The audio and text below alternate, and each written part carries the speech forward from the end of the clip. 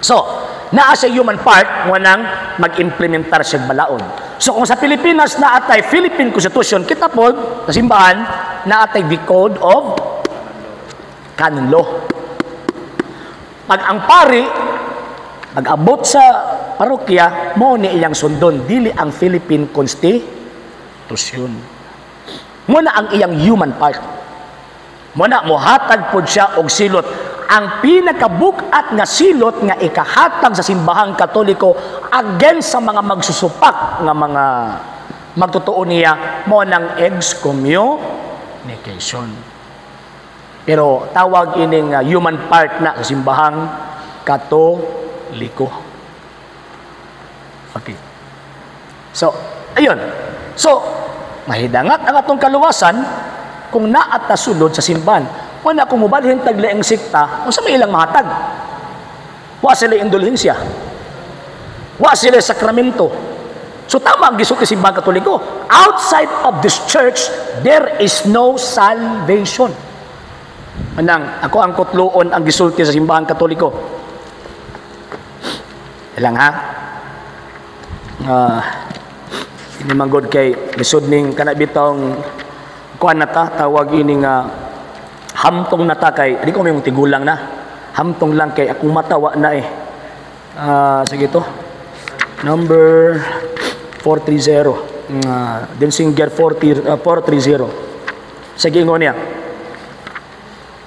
gusto na ko basahon mga sir ha para sigurado gyud nga wa ko magtudlo og tawag ining mali ang gingon dinhi one indeed declaration is sa Fourth Lateran Council 1215 AD.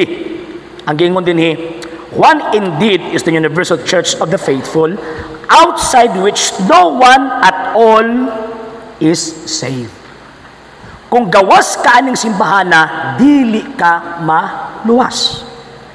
Denzinger 714, Council of Florence, ingon dinhi, I firmly believe, declaration sa tawag ining council, I firmly believes, professes, and proclaims that those not living within the Catholic Church, not only pagans, but also Jews and heretics and schismatics, cannot become participants in eternal life, but will depart into everlasting fire, which was prepared for the devil and of his angels. Kung gawas taning simbahana, magkuyog daw tas demonyo og sa iyang mga anghel, tingkagol dito sa impierno. And that no one, whatever almsgiving he practiced, bisag pagkapilakan imo maing buhat, even if he has shed blood for the name of Christ, can be saved unless he has remained in the bosom and the unity of the Catholic Church. Ingon ana ka istrikto ang simbahang Katoliko. So, kung gawas ta ng simbahan na, di ta maluwas. Nga naman, kay bayran sa iyang kaugalingong dugo, lawas ni Kristo, o niya, siya mismo ang manlo, luwas. Kung natas gawas anong simbahan na, kasi mo luwas na to. Hoy, mo luwas na to. Kamo, no? Kamong nagtuo lang gihapon karon nga kung mamatay mo, ampuan mo niya maluwas, pagmata na mo, ay natulog gid mo sa tinuod lang pagkasulti. Kaya nga naman, magpatuyang man mo sa inyong ginabuhi. Tanang kahilayan, tanang supak sa kabubuton sa Ginoo, inyong buhaton. Unya inig kamatay ninyo, nagtuo mo nga inigampuan mo maluwas mo. Perting dakuan ng bakak. Kamong masinupakon ay challenge yo. Tanawa sa poor gospel, kanang si Ginoong Hesus mismo nagingon, kung naa ba siya gisulti nga maluwas ang patay kung ampuan. Kung makakita mo ana, den, mundang ko og sulti diri.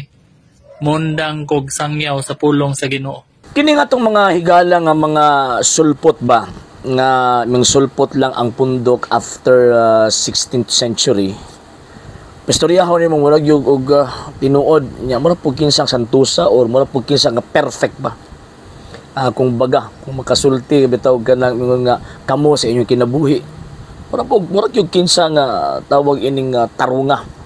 So tabagon tani ang gitawag people niya ka mga puntos nga gi-present sa iyang video. Actually, murag pastoy man ning atong higala nga siguro ako masayop mura ni kuan born agoy ba kumbaga.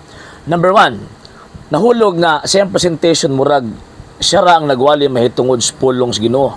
Sumala pa niya kung makabasa daw kuno ta nga kung mamatay na iampo buhonon daw siya pagwali. So sa Ginoo ko ni mga tawana wala pa mo na ni nagwali mahitungod sa pulong sa Ginoo. Nani mga nga santos nga mga tao nga diin mituos pulong sa Ginoo bisag wa pa mo. Hinumduman nato nga before mi ani kaning inyong pundok nagsugod sa 19th century. Before mo nanganhi not less than 200 years na ang Kristyanismo aning gitawag og Pilipinas.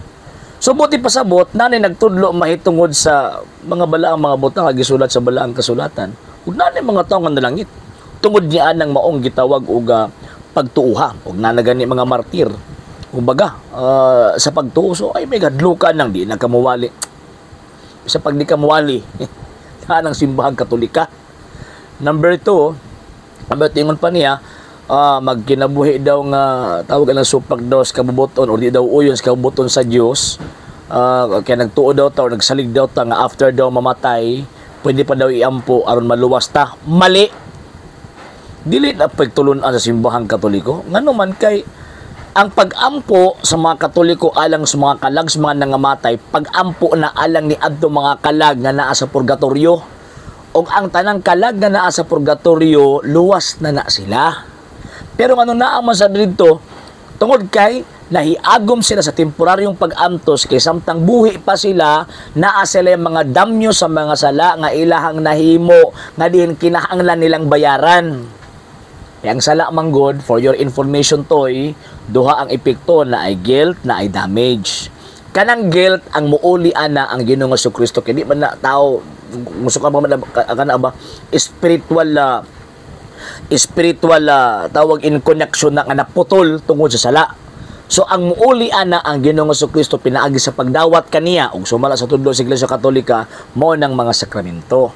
Pero na ay damage, kana nga damage kanang epekto sa sala nga nahimo sa tao dili pwede sa sumubayad ana. Ngano man kita may gahimo ana nga mga damyo so kita ang mobayad. So kung wala na to na mabayari samtang buhi pa kita aning kalibutan na dito na bayaran. Ngano man kay walay bisang gameng lama sa sala nga makasud sa langit pinadayag kapitulo 21 bersikulo 27. So buti pasabot kanang mga kalagan na as purgatorio luwas na sila. So ang amo ang mga pag-ampo alang ni anang mga kalaga para instead of magdugay sila, dalion sila sa Ginoo ba pagpalingkawas anang lugar nga naman tungod sa mga pag-ampo sa mga buhi. Kay sumala pa ni Ginoong Jesucristo sa St. Matthew chapter 5 verse 26 nga bilangguon ka didto hangtod kabayran mo ang imong salaod. Nya ang Dios kay hukmanan man siya. So kita nga mga buhi pa mo file og appeal. Lord, kung imingon ka nga o sa kalibo ka tuig sa din na, pinaagi nining among mga pag-ampo, himuon na lang nimong 800 ka tuig. So ingon ana, ni file mi og appeal kay para maubos-ubusan ang kadugayon nga iyang amtusan ni anang temporaryong pag-amto sa gitawag namog purgatoryo. Og again, ang tanang kalag nga naa sa purgatoryo wa na kahigayon ng maimpierno. Luwas na sila apan gilinisan lamang kung sa kuan pa ba kana bitong gi-perfect sila ba? Kung baga, nga naman kay naa sila gibit-bit nga mga bagahe nga mo lang damyo sa sala nga nahimo samtang sila buhi pa. So mo ni purpose kanong mag-ampo mi dili aron maluwas nga hunong-huna ninyo bisag impierno huno na maluwas gyapon no. Di na mo itudlo sa Iglesia Katolika Apostolika Romana. Mo di lagi magpamaoma. Okay, kamo ra ba mga istorya mo ra gyud nga tawag ining mga korek. Murag kamong musukan ba kamoy tama in terms of interpretation sa tudlo sa Iglesia Katolika? No. Dili sir, dili ma'am. Og dili toy ha. Dili toy. Kanang pag-ampo sa mga Katoliko alas mga nangamatay buti pasabot ana. Yon. Kana bitong ni file og appeal kay para instead og magdugay sa mag-amtos anang lugar padalion siya pinaagi sa gihimong pag-ampo. Kay ang tanan nga naa diha anang lugna-lunaa giandam na para sa langit. Mura bag plato ba? Plato nga gigamit sa tawag ining kananan. After magamit, yun na pwede ikulbangira, iagyo na naghugasanan. So, kanang giagyo hugasanan, giandam na sila para sa banggira. Pero kung ang usa ka platong igamit, diyas kananan, mahugay na ang buwag din na pwede ibalik og banggira. Ibutan na nagbasuran, sama sa kalag. nga nakahimo og mortal nga sala kanang sala ikamatay 1 Juan 5:17 dito na iimpierno.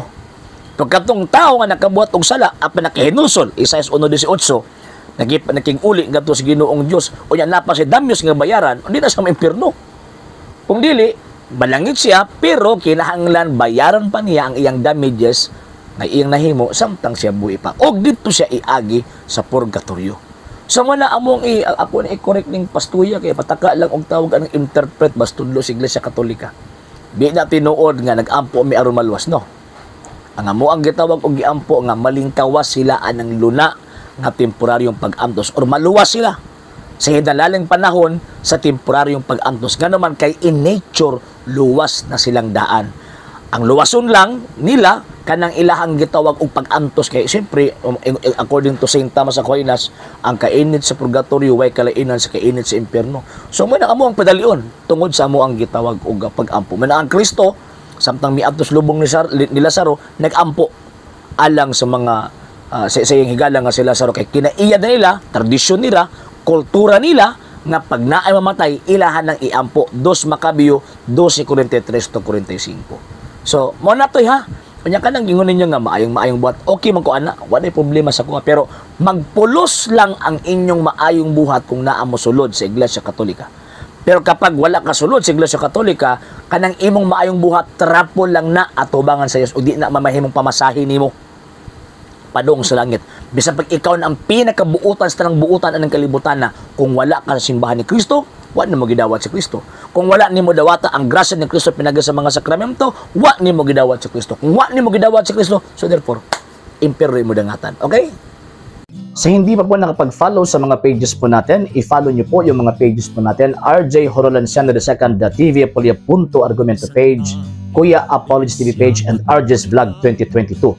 And pwede rin po kayo mag-send po dyan ng Facebook stars. And also, sa ating po mga channels, sa hindi po nakapag-subscribe, subscribe po ninyo yung mga channels natin, The Lay Catholic, Apologist International Official, RJ Sano II TV, Kuya Apologist TV, and Barrio Kawayan Religious Forum.